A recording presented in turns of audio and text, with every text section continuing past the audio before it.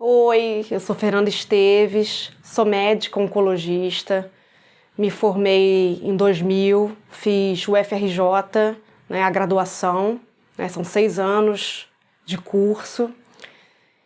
Depois fiz a residência em clínica médica, né, hoje em dia para você optar por uma especialização, seja área clínica ou área cirúrgica, você tem primeiro que fazer como se fosse um estágio na sua área. Como eu queria fazer oncologia clínica, né, que é o tratamento de pacientes com câncer, eu precisei fazer 2 anos de clínica médica para depois passar para a área realmente de escolha, que era oncologia clínica, que aí foram mais 2 anos. Eu fiz a clínica médica na UERJ, né, no Hospital Pedro Ernesto, depois mais uma outra prova de residência, que aí eu fiz já direcionado para oncologia. E aí eu voltei para o FRJ, onde eu fiz mais 2 anos, né? Então, na verdade, é um tempinho meio prolongado, né? São 6 anos de graduação, mais a especialização, que isso pode variar de 2 a 5 anos, de acordo com a área que você escolhe de especialidade. Um médico, em geral, vai cuidar da saúde do paciente, né? Seja ele bebê, criança, adulto ou até... Já existe uma área especializada na geriatria, né, nos pacientes mais idosos.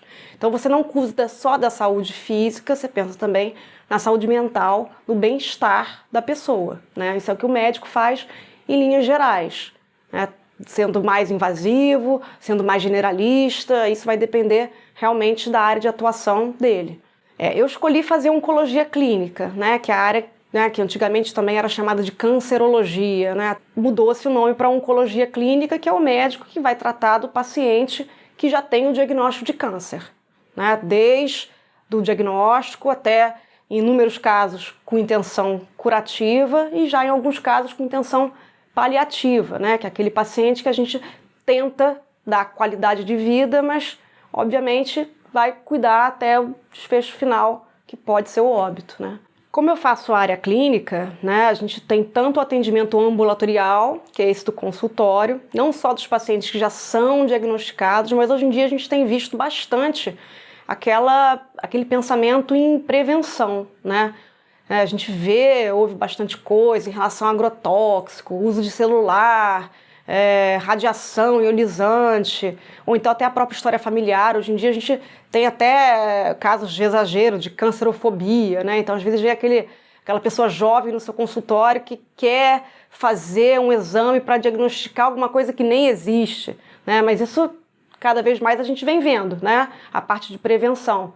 Mas a grosso modo a gente faz o atendimento ambulatorial dos pacientes já com diagnóstico, né? Faz todo o planejamento terapêutico desse paciente. Uma vez que ele interna, a gente também faz todo o acompanhamento desse paciente dentro do hospital, né?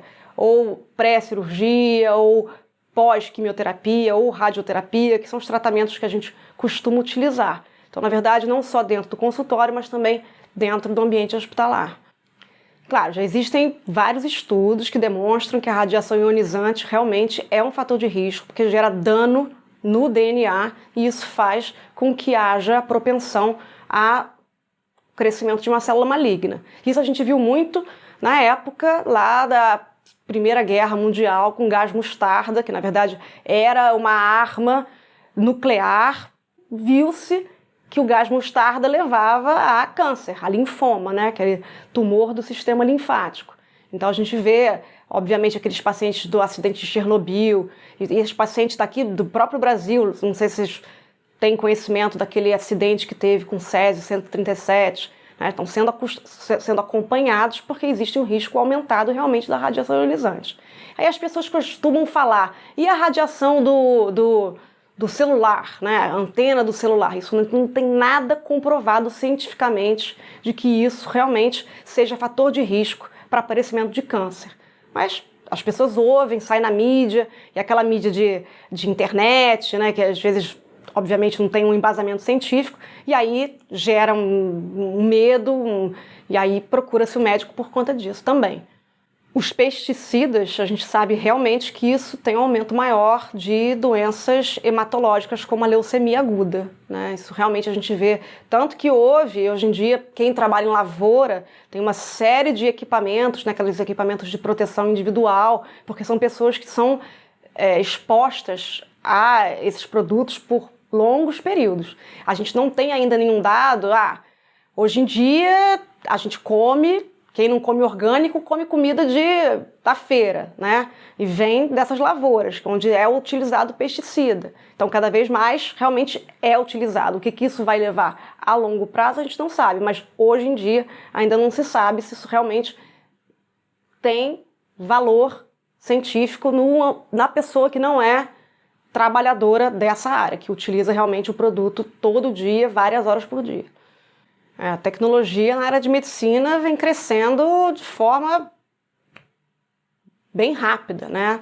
Não só nos exames diagnósticos, exames radiológicos, né? Antigamente a gente pensava só, vai bater uma chapa do pulmão, né? Só tinha o raio-x. Hoje em dia a gente tem tomografia helicoidal, 3D, a gente tem ressonância, a gente tem PET scan. São exames radiológicos que a gente encurta o tempo que o paciente fica dentro da máquina e aumenta a acurácia das imagens. Então, hoje em dia, isso evoluiu bastante, não só no campo de radiologia, como também no campo de bioquímica. Hoje em dia, antigamente falava, tem que fazer um exame de glicose, então tem que ser 12 horas de jejum. Aí aquela pessoa ficava passando fome. Hoje em dia, já existem, obviamente, está começando isso aqui no Rio de Janeiro, já de você não precisar fazer jejum para colher exame. Isso parece uma coisa boba, mas para pacientes diabéticos que tomam insulina, ou pacientes idosos que não podem ficar muito tempo em jejum, isso realmente é um diferencial. Então, o médico clínico, né, o oncologista, ele utiliza desses recursos, mas no consultório em si, né, é bem o exame físico mesmo, né, o estetoscópio, a ausculta, a palpação, a mão do médico dentro do consultório acaba sendo ultrassom, acaba sendo raio-x, né? Diferente do cirurgião, que na verdade acaba tendo o paciente exposto, né? Aberto. O clínico não, ele precisa ter muito treinamento nessa parte de exame físico, porque a gente não tem todo dia um raio-x, todo dia uma tomografia, né? Então vai muito do contato com o paciente mesmo, a decisão terapêutica ou diagnóstica. A grosso modo a gente tem aquela divisão, né? Os médicos clínicos, que aí a gente entra no pneumologista, estuda o pulmão, cardiologista, fica vendo a parte cardíaca, e a parte cirúrgica, aqueles pacientes, aqueles médicos que fazem cirurgia cardíaca ou cirurgia de tórax, né? Mas hoje em dia a gente tem visto também uma variedade maior das áreas de atuação do médico, né? Hoje em dia existe muita preocupação com o envelhecimento, né? Então não tem mais só a geriatria que cuida do paciente na fase já idosa, né? Existe muito a preocupação em se manter jovem, em se manter com saúde, em se manter com bem-estar nessa transição para a faixa dos 40 até os 70, 80 anos. Tem também uma área que tem crescido muito ultimamente, que é a área do médico que trabalha com infertilidade, né? Hoje em dia as mulheres têm trabalhado mais, não têm casado tão cedo, não se preocupam tanto em ter filhos aos 20, 30 anos, às vezes deixam para ter aos 35, 40 anos, onde já existe uma dificuldade maior de se engravidar. Então essa área vem crescendo cada vez mais, e mulheres que antigamente não podiam ter filhos, hoje em dia já conseguem, por conta de toda a tecnologia na área de reprodução humana, né? Isso é uma área que vem crescendo bastante. A própria área cirúrgica, hoje em dia a gente já tem cirurgia por robô, né? A robótica já entrou também no centro cirúrgico, né? Hoje em dia você faz cirurgias com chance de sangramento menor, porque você utiliza o robô. O médico fica ali atrás, só comandando as pinças, e a parte de corte, a parte de costura é muito mais criteriosa e com menor chance de lesão, para cirurgias muito pequenas, como para neurônio, por exemplo, ou cirurgia de mão. Essa técnica de robótica ajudou bastante. Então, hoje em dia, a gente está vendo uma variedade cada vez crescente nas especialidades médicas. Em relação à remuneração, a gente tem fases diferentes da vida do médico, né? Aquela quando a gente acaba de se formar e vai entrar na área de especialização, a residência consome bastante. A bolsa que o residente recebe é de R$ 2.400 para 60 horas semanais.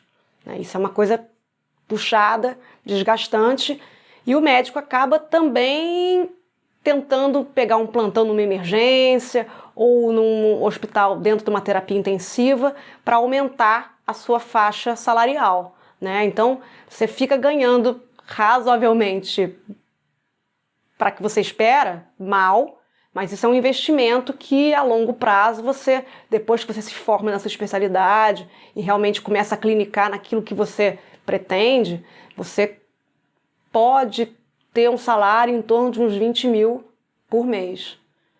Você ter a oportunidade de cuidar de um paciente, na minha área, né, que é oncologia clínica, de um diagnóstico de uma fase difícil da vida da pessoa e dos familiares, você ter essa oportunidade de compartilhar isso e fazer da vida do paciente, pelo menos não em todas as fases, mas melhor de alguma forma, isso é uma coisa altamente gratificante. Isso não tem dinheiro que pague, né? Não só o paciente ser grato, como a família também, você poder melhorar a qualidade de vida de alguém, deixar um paciente que está sentindo dor em dormir de forma tranquila, coisas que às vezes a gente não dá muito valor, que é, dá um pulo no supermercado. Tantas vezes que os pacientes, como eu queria voltar a ficar numa fila de supermercado, porque não consegue, ou por dor, ou por falta de ar, e você consegue dar uma chance dele retornar uma qualidade de vida mínima, que ele consiga executar as tarefas diárias. Isso é uma coisa que para mim é altamente gratificante. O desafio do médico,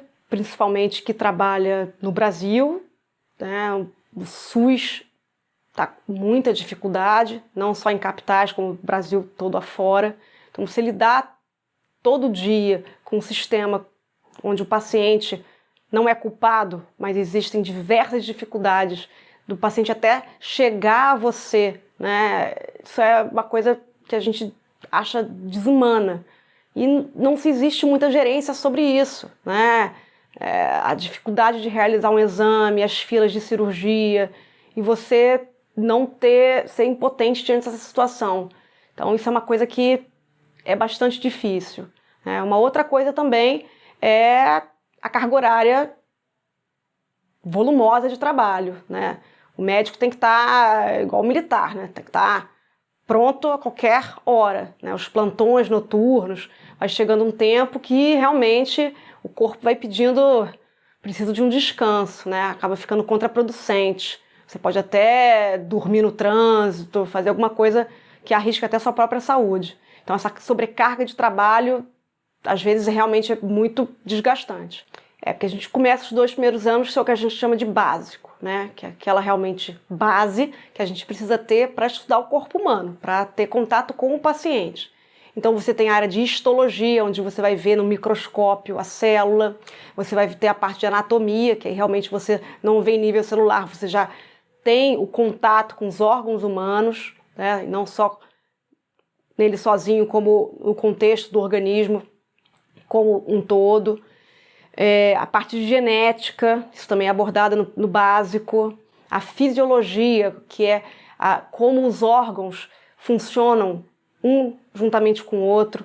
A bioquímica, são essas as matérias que a gente estuda no começo até realmente entrar na parte clínica, que aí começa a estudar a farmacologia, que é como a gente vai utilizar os remédios diante de certas doenças. Um pouco depois você já começa a semiologia. A semiologia é o estudo do exame físico, né? Como é a palpação, como é que se afere uma pressão arterial, como é que se afere uma temperatura, que são as coisas mais básicas, até a gente ver um exame físico um pouco mais completo, né? A ausculta cardíaca, que isso é bastante detalhado, é praticamente 6 meses, um período inteiro da faculdade, a gente fica em torno da parte da ausculta cardíaca e da ausculta pulmonar, né? Aí um pouco depois disso a gente começa a entrar nas áreas clínicas mesmo. A gente vai ter aula de pneumologia, todas as doenças que afetam o aparelho respiratório. A gente vai ver a cardiologia, até no último 1 ano e meio que a gente começa a pegar toda essa teoria e colocar na prática, que é a fase do internato, que aí você realmente praticamente não tem mais aula giz e sentado assistindo um professor falando. E aí você já vai em contato com o paciente direto, tanto com, obviamente, supervisionado pelo professor, né? Você já tem contato, você vai para pediatria, você vai para a parte de berçário, você acompanha um pediatra numa consulta que a gente chama de puericultura, que é para avaliar o crescimento, toda aquela parte de desenvolvimento infantil. Você, quando passa na parte de obstetrícia, você fica atendendo as mulheres no pré-natal, faz um período não é plantão, mas um período de acompanhamento dentro de uma maternidade, vendo as pacientes realmente tendo parto normal e parto cesariano. Você passa um tempo, todo isso é no internato, dentro do centro cirúrgico, acompanhando cirurgia mesmo, né? E aí no último período você vai escolher, dentro das 4 grandes áreas, pediatria, ginecologia, clínica médica ou cirurgia geral, qual dessas áreas você quer ficar 6 meses intensamente. Que aí você já deve ter uma ideia de que especialidade você vai fazer. E aí, por isso, você escolhe esses últimos 6 meses para ficar na prática intensiva numa dessas 4 grandes áreas. Aí termina o curso. E em relação às matérias da escola, né, o que realmente a gente vai aproveitar, o que realmente é importante para a área de medicina, sem dúvida é a biologia. Né? Claro que a gente tem, dentro do estudo da biologia, a parte de botânica. Obviamente essas coisas não são utilizadas na área de medicina, mas toda a parte de fisiologia, da genética, isso tudo eu me lembrava perfeitamente durante o curso do que era dado durante o 2º grau. A área de química, né, a parte de química orgânica, isso é muito visto quando a gente vai estudar a farmacologia. A área de física, apesar de ter um peso importante nas provas de aceitação no vestibular, a gente costuma ver uma física mais básica, não aquela que a gente poderia esperar de um curso de engenharia, por exemplo, né? Então, o português é uma coisa bastante importante, porque você redige laudos, você precisa se expressar da melhor forma possível, não só com o paciente, como os familiares. Então, português, acho que para todas as carreiras, e medicina também tem um peso bastante importante durante o curso. Uma coisa muito importante, além do que a gente estava falando das matérias da escola, que é muito importante, é o domínio da língua inglesa, né? Os livros na faculdade de medicina até existem, alguns que são traduzidos, mas artigo científico, quando você vai a congresso, muitos palestrantes vêm e só falam em inglês. Então, para você ter uma melhora de performance na faculdade, se você conseguir ler bem inglês, vai fazer um diferencial importante. Eu sempre tive vontade de fazer medicina, sempre tive essa ideia desde garota.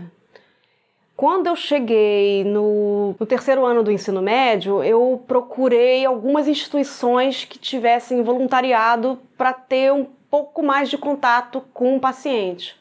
Eu visitei o Hospital da Cruz Vermelha, que era o que eu sabia que tinha voluntariado, mas no momento estava fechado. E aí eu vi que tinha uma instituição ao lado que a pessoa falou, vai ali para perguntar se não tem. E era o Instituto Nacional do Câncer, o INCA.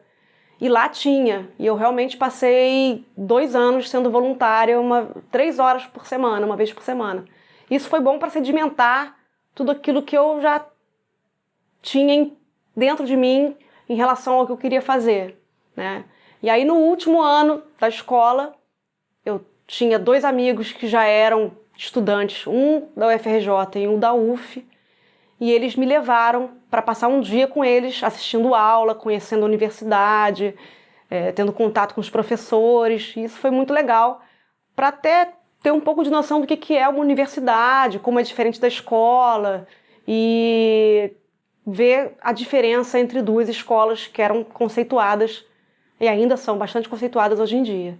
Antigamente a gente tinha um perfil daquela pessoa que ia fazer medicina, né? Tinha que ser nerd, estudar muitas horas por dia, gostar de ter contato, não ter problema com sangue.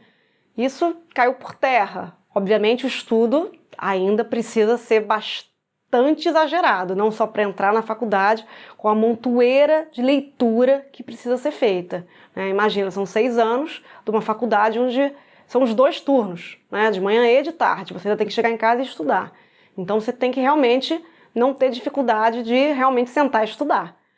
Mas essa história hoje em dia de não posso ver sangue, não posso fazer medicina, existem milhões de áreas em que você não precisa ter contato com sangue, que você pode ficar, ter contato com o paciente, mas não necessariamente ter contato com nenhum fluido corporal. A radiologia, como eu estava falando, em relação a exames diagnósticos, né? A parte de pesquisa, né? Muito médico realmente faz pesquisa em área de genética, em área de medicamentos novos para cura de doenças, de vacinas. Você está contribuindo para a saúde, mas não necessariamente está em contato com pessoas. Então não existe mais um perfil que a gente pense numa pessoa. O tímido tem papel, o extrovertido também tem, o nerd tem, aquela outra pessoa que também gosta de sair à noite também tem, se for focada, né? Se tiver uma determinação, se tiver um objetivo e perseguir com todo afinco para ser bem-sucedido. Antigamente existia um glamour, né? Médico, engenheiro e advogado, né? Nos tempos do Onça, né? Não existe mais glamour se você pegar um médico do SUS que trabalha às vezes 100 horas por semana para não ganhar tão bem assim como se achava antes, né? Então tem que gostar do que faz, tem que se gostar de melhorar o ser humano de alguma forma, né? Isso sempre é o pensar no bem-estar do próximo, tem que ter isso como fundamento. Quem tem vontade de fazer medicina tem que, obviamente, se inteirar um pouco mais do curso. Existem várias formas de fazer isso, né? Não só todo mundo tem um médico, ou já teve um pediatra, ou o médico da sua mãe. Ou tentar conversar com essa pessoa, ou algum amigo que já esteja na faculdade de medicina para tentar visitar a instituição, ou até mesmo procurar algum um voluntariado, né? Existem inúmeras instituições. A mais conhecida, que tem voluntariado há mais tempo, é aquele Viva Cazuza, né? Para crianças com SIDA. Então tem diversas áreas de voluntariado onde você tem contato, não só você está ajudando, como você está se ajudando a esclarecer um pouco melhor do que é o curso. Então, já comentou aqui que o estudante de medicina passa o dia todo na faculdade, né? Então a gente tem que se preocupar com a nossa alimentação. O ideal é sempre comer de 3 em 3 horas, sempre ter um lanche na bolsa, prezar pelo horário de almoço, né? Isso é importante porque é uma sementinha que a gente está plantando a longo prazo. São 6 anos que você pode passar comendo besteira porque tem a aula, não pode perder, mas você tem que focar na própria saúde.